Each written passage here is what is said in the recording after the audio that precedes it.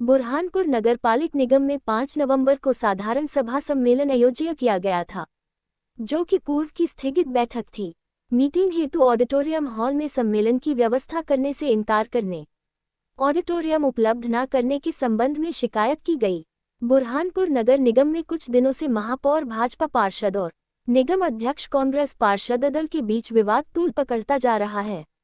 दरअसल कुछ दिन पूर्व निगम द्वारा साधारण सभा की बैठक बुलाई गई थी, जिसमें समय अधिक होने पर सर्वसम्मति से बैठक स्थगित कर अगली तारीख की घोषणा की गई थी।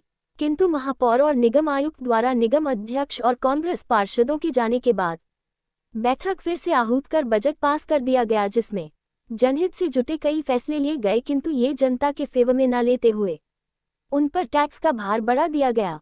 इसी बजट को स्थगित करने और फिर से बजट पर चर्चा कर नए सिरे से पास करने के लिए जो बैठक स्थगित की है थी, उसे पुनः सुचारू करने के लिए निगम अध्यक्ष और कांग्रेस पार्षद दल ऑडिटोरियम पहुंचे, किंतु यहां ताला लगा हुआ था, जिसके बाद निगम अध्यक्ष ने ऑडिटोरियम के बाहर झाड़ू लगाकर बाहर की बैठक ली और बजट को स्थगित करने के आदेश जारी किए। इसके पश्चात कलेक्टर कार्यालय पहुंचकर ज्ञापन सौंप कार्यवाही की मांग की गई।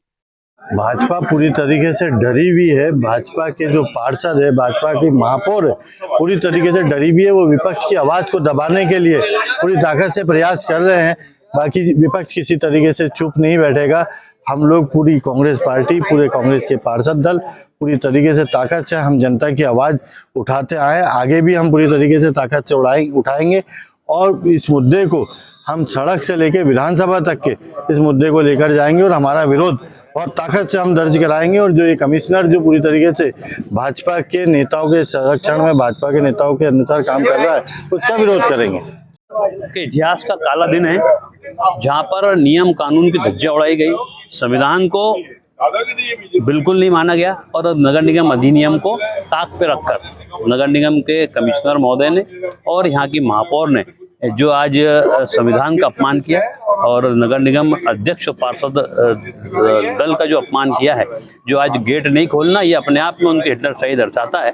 और सिर्फ इसके लिए कि हमारे जो नगर निगम के पार्षद साथियों ने और नगर निगम अध्यक्ष ने पूर्व की मीटिंग स्थगित करके 5 तारीख को जो मीटिंग रखी थी, तो आज इस मीटिंग में उनको ये पता था कि बुरहानपुर के अहित नहीं होने देंगे हमारे कांग्रेस के दल, क्योंकि 50 रुपये से 200 रुपये जो पानी का टैक्स इन्होंने किया है, जहाँ पर नामांकन के जब 500 लगते थे उसको 5000 किया है और जो संपत्ति कर में 25% की बढ़ोतरी की है।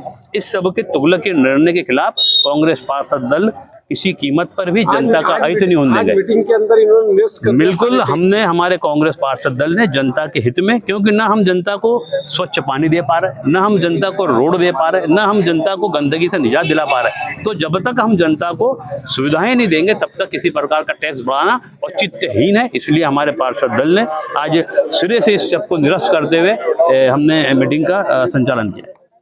मैंने 21 तारीख को जो मीटिंग हुई थी, मीटिंग होने के बाद में मैंने उसी समय मीटिंग की तारीख 5 तारीख वहीं पर ही बोली थी और आयुक्त जी से मेरी बात हुई। उनको मैंने 28 तारीख को लेटर भी दिया था कि मीटिंग को लेकर, और उनसे बात भी हुई तो उन्होंने बोला कि मैंने आपको उसका जवाब दे दिया, उन्होंने ताला खोले नहीं और इसलिए हमको बाहर ही बैठकर अपनी मीटिंग इन मुद्दों पर चर्चा सड़क के पास हमारी बजट को लेकर भी हुई, जो लोगों पे बजट को लेकर भार सौंपा गया उसको लेकर, जो नाम आमंत्रण का था उसको लेकर, जनता पे जो टैक्स था निरस्त किया।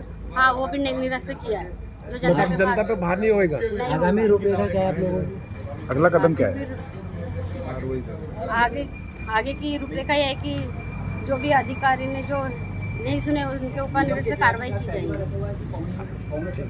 26 तारीख को लेटर दिया था, जो 5 तारीख की जो मीटिंग करनी थी उसको लेकर लेटर दिया था, पर कमिश्नर साहब ने उसका कोई वो नहीं किया और इसलिए हम लोगों को हॉल के बाहर ही मीटिंग, जो मैंने 5 तारीख की मीटिंग बुलाई थी उसको बाहर बुलाकर ही मैंने अपनी मीटिंग यहाँ पर ली और मीटिंग भी यहीं पर ही समाप्त। ये परिषद के पास जो हॉल है वो निगम अध्यक्ष का होता है, तो ताला खोलने के लिए आप लोग बोला था? हाँ, बोली थी ना मैंने, ताला नहीं खुला। मैंने फोन लगाई थी, बोली थी कि मेरी मीटिंग, और मैं तो उसी दिन 21 तारीख को घोषणा की थी कि 5 तारीख को मीटिंग है करके। ये बड़े हुए टैक्स सारे निरस्त कर दिए आपने? हाँ, पूरे निरस्त कर दिए। जो बजट पास हुआ है क्या बजट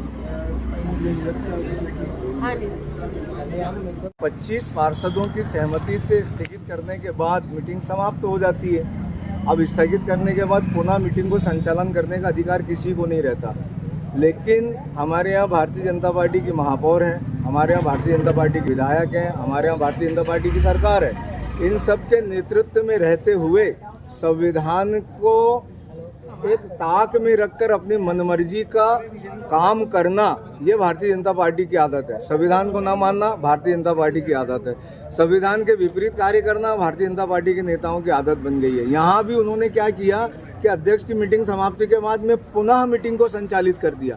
पुनः संचालित करने का अधिकार किसी को नहीं है। रनिंग अगर रहती है, मीटिंग रनिंग में है, अध्यक्ष के द्वारा बुलाई गई है, तो फिर किसी के द्वारा संचालित की जा सकती है, समाप्ति के बाद संचालित नहीं होती। लेकिन जब 5 तारीख की घोषणा कर दी गई कि 5/11 को यहाँ मीटिंग होगी, स्थगित मीटिंग अगली बार, तो 5/11 को लेटर दिया गया संचालित करने के लिए। उन्होंने जो है कोई व्यवस्था नहीं करी कमिश्नर महोदय ने। ये उनकी जिम्मेदारी है, उनका काम था कि अध्यक्ष की मीटिंग का अरेंज करना चाहिए, पार्षदों की परिषद के लिए अरेंज करना चाहिए। ताला लगा के रख दिया, अंदर जाने नहीं दे रहे हैं, इसलिए मीटिंग यहीं पर की जा रही है।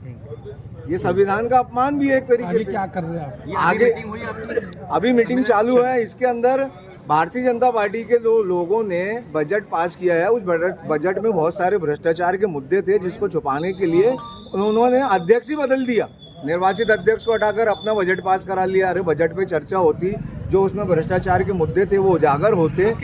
अब इसके बाद में यही रह जाता है कि यहाँ से जो है कलेक्टर साहब को पहले भी हमने एक ज्ञापन दे चुके हैं कि ये नियमों का पालन नहीं कर रहे हैं, अधिनियम का पालन नहीं कर रहे, संविधान का पालन नहीं कर रहे। तो कमिश्नर के खिलाफ, महापौर के खिलाफ, जो अधिकारी इसके अंदर जद में आते हैं उनके खिलाफ कार्रवाई की जाए।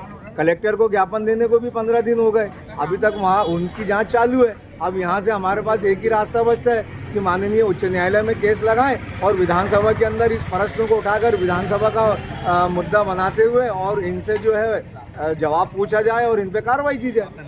एडवोकेट उबैद शेख।